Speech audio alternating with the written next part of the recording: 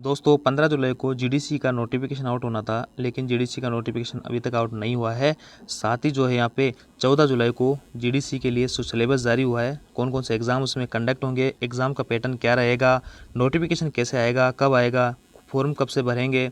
साथ ही दोस्तों 2019 वालों के लोग जो है इसमें एलिजिबल होंगे या नहीं होंगे, एलिजिबल के लिए क्या क्या क्राइटेरिया रखा गया है, कौन कौन से डॉक्यूमेंट्स आपके पास में होने चाहिए, क्या क्या इस सिलेबस में बदलाव हुआ है। साथ ही दोस्तों यहाँ पे जीडीसी फॉर्म कब से भरे जाएंगे, फॉर्म भरने से पहले आपको किन किन बातों का ध्यान रखना है, क्योंकि दोस्तों जो फॉर्म भरते टाइम अपन छोटी छोटी गलतियाँ करते हैं वो मेजर मिस्टेक बाद में बड़ी हो जाती है और बाद में जो है उन प्रॉब्लम से, उन छोटी छोटी गलतियों से जो है आपको एक कैंडिडेटशिप भी रद्द किया जा सकता है। और इस बार जो है किया भी गया है दोस्तों ग्रुप डी के अंदर। तो आपको जो है फॉर्म भरते टाइम बिल्कुल सावधानी रखनी है। साथ ही आपका एग्ज़ाम कब कंडक्ट होगा, क्योंकि कुछ भाई बोल रहे थे कि सर हमारी जो है हमारे पास में तैयारी करने का कितना टाइम बचा है, तो वो भी इसमें साफ साफ लिखा हुआ है। और दोस्तों यहाँ पे टाइम का सबसे बड़ा रोल है कि टाइम कितनी सर्विस यहाँ पे होनी चाहिए कि जीडीसी में बैठने के लिए। तो देखिए यहाँ पे कुछ दोस्त बोल रहे हैं कि सर हमारे यहाँ पे बोल रहे 3 महीने की सर्विस कंप्लीट होनी चाहिए, 4 महीने की सर्विस कंप्लीट होनी चाहिए। तो ऐसा कुछ नहीं है दोस्तों। यहाँ पे आप सभी को पता है, मैंने उस पर वीडियो बनाया था। रेलवे ने AIRF और NFIR जो रेलवे की यूनियन है उनसे यहाँ पे सजेशन मांगा था कि जीडीसी के लिए हम क्या 5 साल या 3 साल की सर्विस माउंट कर सकते हैं क्या, भाई मिनिमम सर्विस इतनी होनी चाहिए, उसके बाद आप जीडीसी का एग्ज़ाम दे सकते हो। तो यूनियन ने जो है उसके ऊपर कोई यहाँ पे क्लियर नहीं हुआ था कि उसमें टाइम जो है यहाँ पे लगाना चाहिए नहीं लगाना चाहिए, जो बाउंड है इसको लागू करना चाहिए नहीं करना चाहिए। तो अभी तक जो है जीडीसी का जो सेम पैटर्न जो पुराना रहने वाला था वही यहाँ पे रहने वाला है। आपके लिए कोई टाइम बाउंडेशन नहीं है और ये जो है आप लोगों के लिए बहुत ही अच्छी खबर है 2019 वालों के लिए खास तौर से। तो वो लोग जो है इसमें जीडीसी में अप्लाई कर सकते हैं। लेकिन कौन लोग अप्लाई कर सकते हैं 2019 में भी, कुछ लोग ऐसे होंगे जो अप्लाई कर पाएंगे और कुछ लोग ऐसे जो होंगे जो अप्लाई नहीं कर पाएंगे। अब चलते हैं दोस्तों अपन जो है उस नोटिफिकेशन के ऊपर। मैं KR सैनी, KR एजुकेशन पे आप सभी का स्वागत करता हूं। तो दोस्तों जो भी लोग चैनल पे नए हैं चैनल को सब्सक्राइब जरूर कर ले। अब जो है मैं आपको डिटेल से बताने वाला हूं कि सिलेबस में क्या क्या बदलाव हुए हैं और कौन कौन से टॉपिक्स पे आपको जो है जहाँ पे ज़्यादा ध्यान देना होगा। दोस्तों ये जो है गवर्नमेंट ऑफ इंडिया का लेटर है और देखिए 14/7/2023 को परसों की डेट में ये जारी हुआ था और रेलवे बोर्ड ने सभी GM को लिखा है।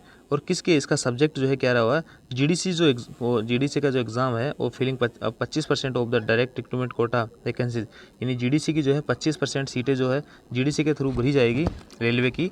तो उसके रिगार्डिंग ये लेटर है और 20/6/2023 को, यानी संदर्भ जो है रेफरेंस लेटर इसका जो 20/6/2023 को जारी हुआ था, इसके ऊपर मैंने वीडियो बनाया था कि उसमें 25% सीटें जो है भरी जाएगी रेलवे के द्वारा। कौन कौन सी सीटें यहाँ पे भरी जा रही है, एग्ज़ाम उसमें कैसे ग्रुप वाइज होंगे, सारा कुछ जो है ये 20/6 को जो लेटर जारी हुआ था उसी के रिगार्डिंग जो है ये आपका लेटर जारी हुआ कि उसमें सिलेबस वगैरह क्या क्या रहेंगे, कौन कौन सी वैकेंसीज वगैरह आएगी।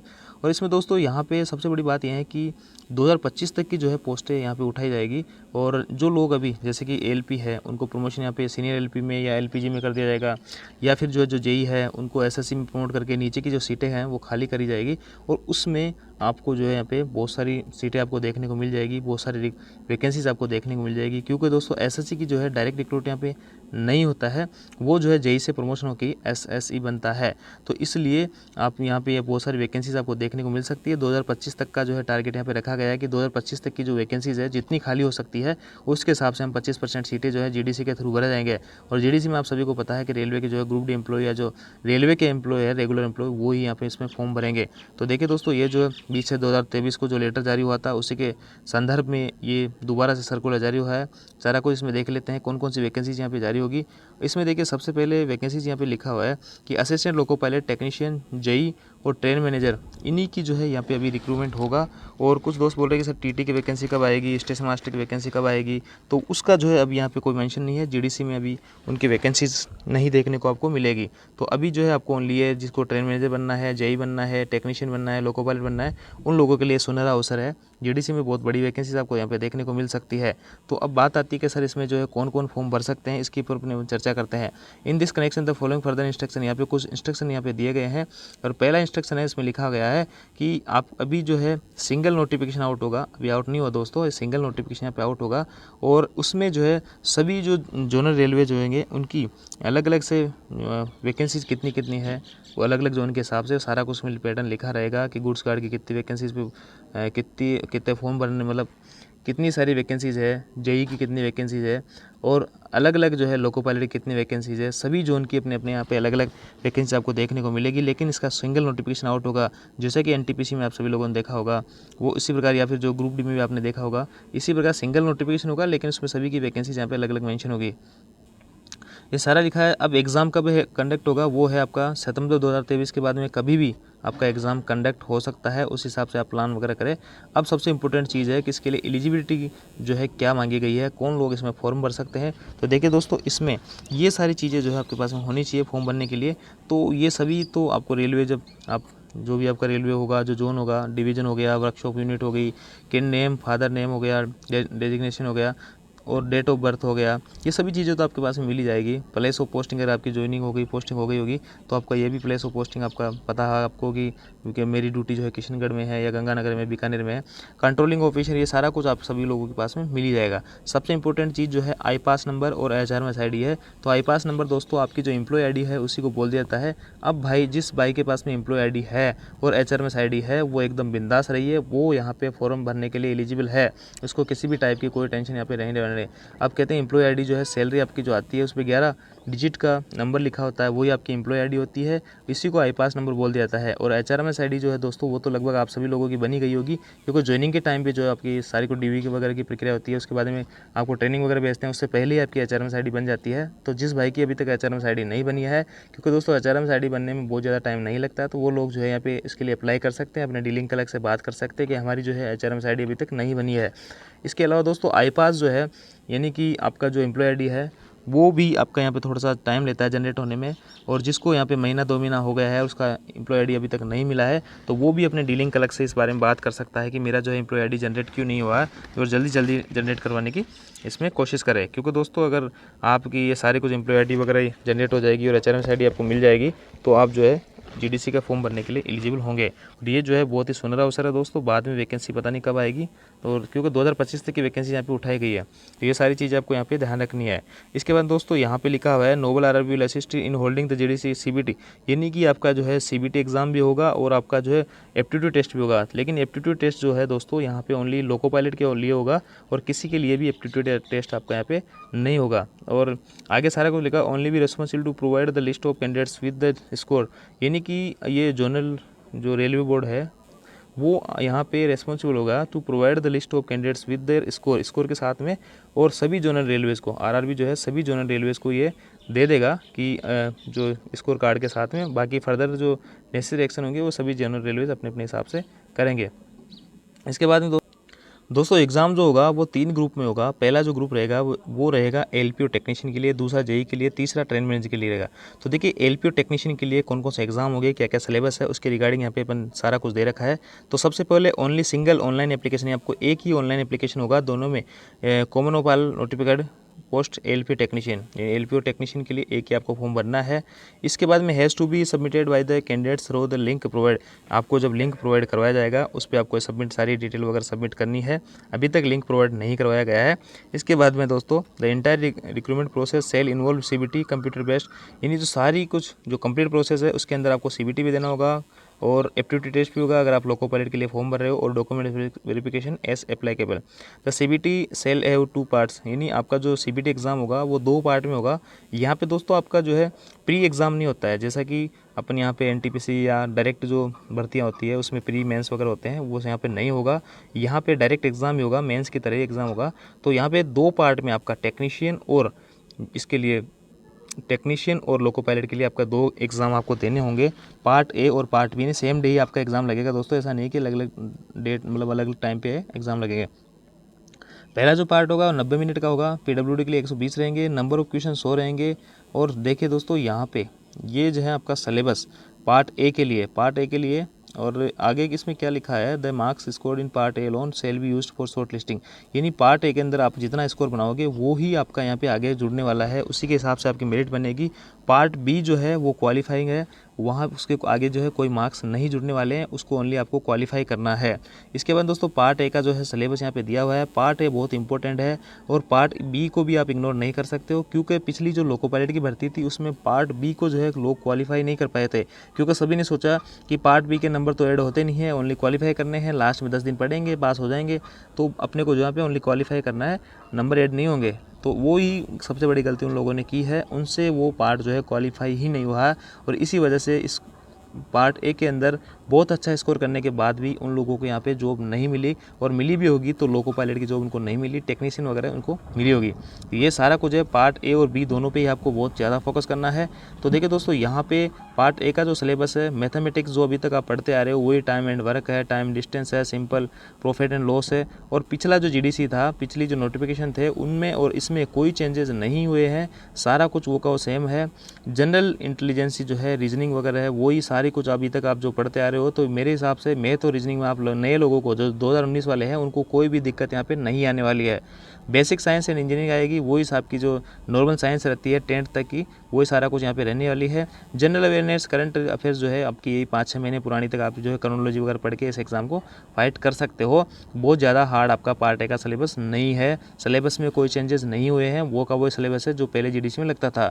पार्ट बी जो क्वालिफाई है, ड्यूरेशन 60 मिनट का होगा, 75 क्वेश्चन आएंगे दोस्तों। क्वालिफाइंग मार्क्स यानी 35% नंबर आपको लाना ही होगा।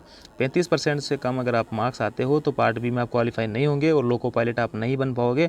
अब पार्ट बी का जो है सिलेबस आता क्या है, तो ये सिलेबस जो है आप सभी लोगों के लिए अलग अलग रह सकता है दोस्तों, क्योंकि जो जिस स्ट्रीम से आपने अगर IITI कर रखी है या जो है CCA कर रखा है, तो आप जो है जिस भी स्ट्रीम से या फिर जो 12th से PCM कर रखा है, तो आप सभी लोगों का पार्ट बी का जो पेपर होगा वो अलग अलग यहाँ पे रहने वाला है। तो पार्ट बी में देख लेते हैं दोस्तों। तो पार्ट बी में है, और दोस्तों पार्ट बी जो है टेक्नीशियन और लोको पायलट दोनों के लिए आपको क्वालिफाई करना है। अगर क्वालिफाई नहीं हो तो आपको यहाँ से बाहर कर दिया जाएगा, और इसमें सिलेबस जो रहेगा वो अलग अलग रहेगा। इसमें आपने IITI जिससे कर रखी है जिस भी स्ट्रीम से, वो लोग उसी स्ट्रीम के यहाँ पे क्वेश्चन वगैरह रहने वाले हैं। तो यहाँ पे देख सकते हैं, अगर आपने इलेक्ट्रिक इंजीनियरिंग वगैरह आपने इन सब से कर रखा है तो आपका सिलेबस ये रहने वाला है, इन सब से कर रखा है तो ये रहने वाला है, और इन सब से अगर आपके पास डिग्री है तो आपके पास में ये सारा कुछ रहने वाला है।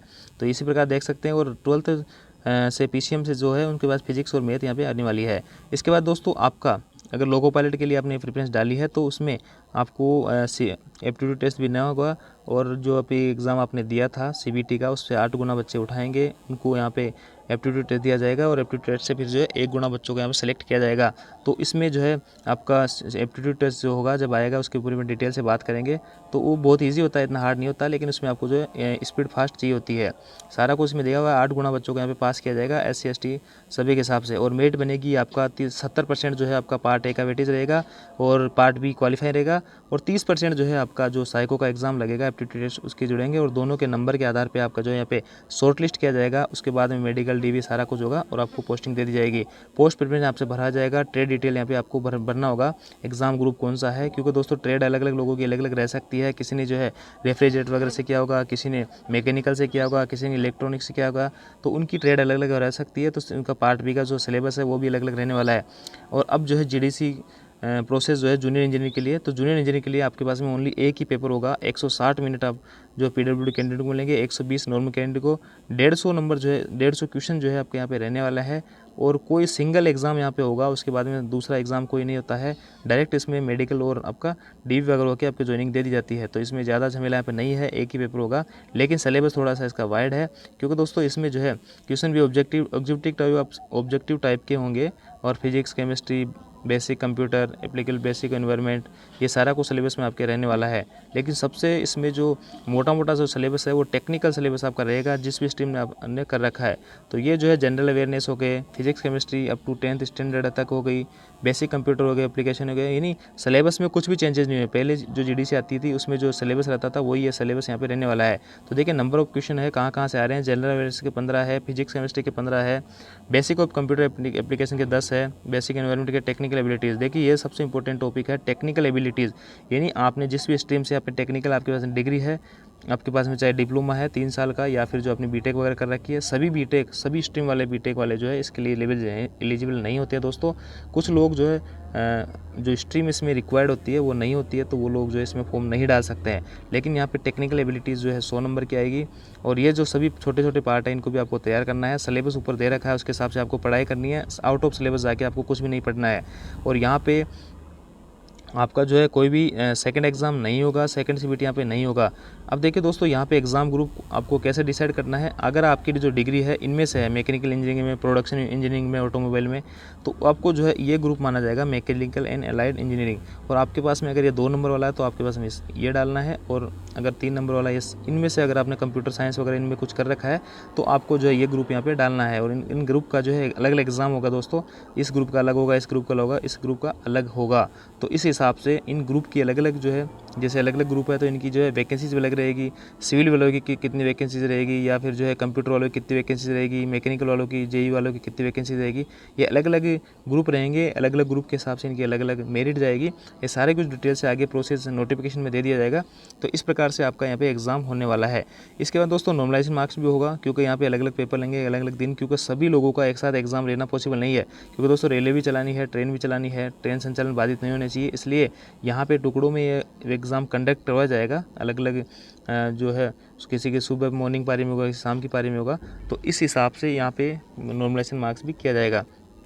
GDC process of goods guard के लिए आपके पास में सिंपल कोई भी ग्रेजुएशन की डिग्री होनी चाहिए। बहुत इजी इसका सिलेबस है और कुछ भी यहाँ पे नहीं मांगा जाता दोस्तों। बस आपके पास में ग्रेजुएशन की डिग्री होनी चाहिए, चाहे आपने किसी भी स्ट्रीम से ग्रेजुएशन कर रखी होगी। ये आपके 90 मिनट का टाइम रहेगा।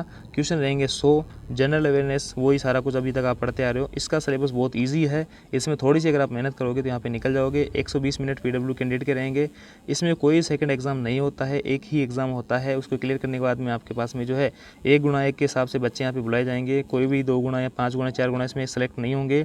1 गुणा बच्चों को यहाँ पे डीवी मेडिकल के लिए बुलाया जाएगा। अगर फिर से जो है कुछ सीटें खाली रहती है तो यहाँ पे आपको वेटिंग वगैरह जारी करके नए कैंडिडेट्स यहाँ पे उठा लिए जाएंगे मेरिट कम करके। मैथमेटिक्स में वही टॉपिक है जो भी तक आप पढ़ते आ रहे हो। जनरल इंटेलिजेंस हो गया, रीजनिंग हो गई, जनरल अवेयरनेस हो गया। तो सिलेबस में कोई भी चेंजेस यहाँ पे नहीं हुआ है। इस हिसाब से आप इसकी तैयारी कर सकते हो। अब दोस्तों जनरल इंस्ट्रक्शन में बड़ी बड़ी बातें अपन यहाँ पे देख लेते हैं कि आपको जो सबसे पहले जो भी यहाँ पे रिक्वायर्ड स्ट्रीम मांगी गई है उससे आपके पास ITI या अप्रेंटिस वगैरह डिप्लोमा या होना चाहिए, तभी आप इस एग्ज़ाम को भर सकते हो, या ग्रेजुएशन होना चाहिए। Preference of all post as applicable, यानी आप जो है प्रेफरेंस पे आपको यहाँ पे डालनी है। और आपको minimum percentage of marks eligibility various category, यानी UR वालों को 40% मार्क्स लाना ही लाना होगा, EWS को 40, OBC को 30%, SC को 30%, यानी इतने कम से कम इतने मार्क्स तो आपके यहाँ आने ही चाहिए। क्योंकि दोस्तों कई बार पेपर थोड़ा टफ होता है तो इतने मार्क्स भी लोगों के आने मुश्किल रहते हैं। 1/3 नेगेटिव मार्किंग रहेगी। और PW candidate should be provided the scribe whenever applicable, जब ये एप्लीकेबल होगा तो उनको यहाँ स्क्राइब अवेलेबल करवाया जाएगा। इसके बाद में दोस्तों यहाँ पे बहुत सारी चीज़ें लिखी गई है, कैसे मेरिट आपकी बनेगी, कौन कौन सी चीज़ें आपको ध्यान रखना है। कॉल लेटर आपका यहाँ पे जो है बाय पोस्ट नहीं आएगा, ऑनलाइन आपको कॉल लेटर मिलेगा, तो वेबसाइट पे बार बार विजिट करते रहना चाहिए। और यहाँ पे सिग्नेचर वगैरह जो है आपको कैपिटल अक्षर में नहीं करना है। डेट ऑफ बर्थ वगैरह आपकी जो भी है सबमिट करने से पहले आपको अच्छे से जाँच लेनी है। आपके पास में रिको यूनिवर्सिटी से जो भी यहाँ पे एलिजिबल जो भी रिक्वायर्ड जो चीज़ें आती है वो आपके पास में है या नहीं है। कोई भी गलत इन्फॉर्मेशन यहाँ पे नहीं दे, नहीं तो आपका कैंडिडेट जो है बाद में रद्द कर दिया जाएगा। तो इन इंस्ट्रक्शन को आप खुद पढ़ सकते हो। मैं ये जो PDF है टेलीग्राम ग्रुप में भेज दूंगा। और दोस्तों किसी भी टाइप के आपके मन में क्वेरीज है तो आप जो है कमेंट्स करके ज़रूर बताइए। यहाँ पे मैं आपको जो है पर्सनली रिप्लाई करने की कोशिश करूँगा, या फिर जो है इस पर वीडियो बना दूंगा। थैंक यू दोस्तों।